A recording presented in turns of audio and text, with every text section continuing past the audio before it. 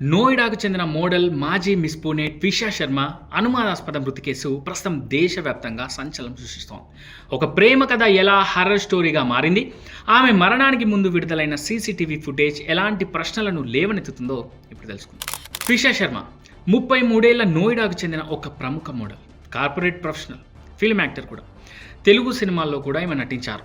దీక్షిత్ శెట్టి, శ్రీనివాస్ రెడ్డి ప్రధాన పాత్రలో నటించిన తెలుగు థ్రిల్లర్ చిత్రంలో ట్విషా ఒక కీలక పాత్రలో నటించి మంచి గుర్తింపు తెచ్చుకుంది. ఇక 2024లో ఆమెకు ఒక డేటింగ్ యాప్ ద్వారా భోపాల్కి చెందిన లాయర్ సమర్థ్ సింగ్తో పరిచయం ఏర్పడింది. సమర్థ్ తల్లి రిటైర్డ్ మేజిస్ట్రేట్. ప్రేమ కథగా మొదలైన వీరి బంధం డిసెంబర్ 2025లో పెళ్లికి దారితీసింది. కానీ ఈ పెళ్లి ఆమె జీవితానికి ఒక ఉచ్చులా మారుతుందని ఆమె ఊహించలేదు. పెళ్ళైన కేవలం 5 నెలలకే ఆమె జీవితం ముగిసిపోయింది. మే 12, 2026 మంగళవారం రాత్రి భోపాల్ కటారా హిల్స్లోని అత్తింట్లో ట్విషా ఫ్యాన్కు వేలాడుతూ శవమై కనిపించింది. అత్తవారేమో దీన్ని ఆత్మహత్యగా చిత్రీకరిస్తుండగా ట్విషా కుటుంబం మాత్రం ఇది పక్కా వరకట్న వేధింపుల హత్యని ఆరోపిస్తోంది.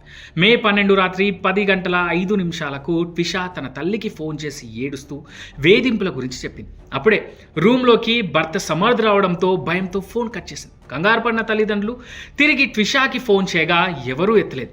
రాత్రి 10:20 అత్తగారింటి నుంచి ఫోన్ వచ్చింది. ట్విషా ఊపిరి పీల్చడం లేదని, కేవలం 17 నిమిషాల్లోనే అంతా అయిపోయింది.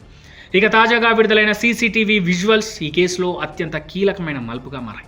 2 వేర్వేరు వీడియోలు బయటకు వచ్చాయి.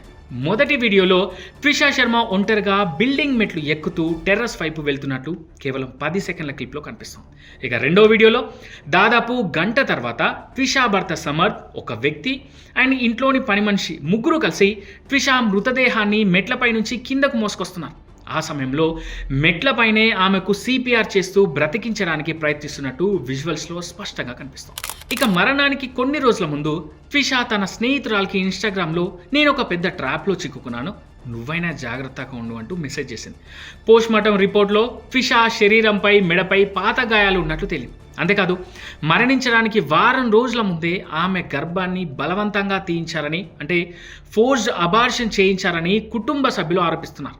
ఆమె పేరిట ఉన్న 20 లక్షల ఎఫ్డీని తన భర్త పేరు మీదకి మార్చాలని భర్త వేధించినట్టు సమాచారం. ఇక ట్విషా మరణానికి కారణమైన భర్త సమర్థ్ సింగ్, అత్త గిరిబాలా సింగ్లపై పోలీసులు వరకట్న వేధింపులు, ఆత్మహత్యకు ప్రేరేపించడం కింద కేసులు నమోదైతే చేశారు. అత్తకు బెయిల్ రాగా భర్త సమర్థ్ బెయిల్ పిటిషన్ను భోపాల్ కోర్టు తిరస్కరించింది.